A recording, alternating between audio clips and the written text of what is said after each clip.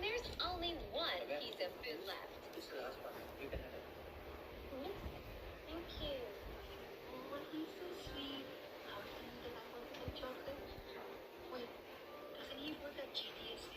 I should bring one for him. So he can enjoy his work to play along with people. Doesn't he need to use my rules? Ano, opo, kumain ako. Pero hindi ko po naubos.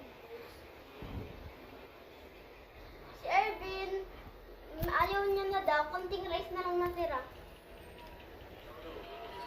Nag-hotdog and rice po siya.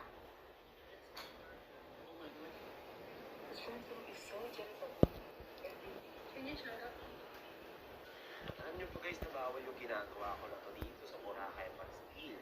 Nagagawa ko siya ng paraan at nakakapag-setat ako ng hammock at nakakain ako dito ng halos wala akong ginagastos. Hindi ko alam guys kung paano ko siya sisimulan pero ganito na lang. Every time na matatapos yung araw ko, lagi ako Hi, how can I help you today? Hi, yes. My daughter Tiffany is getting her makeup done in about an hour. I just wanted to meet her makeup artist real quick. Ano po? Hindi ko naubos.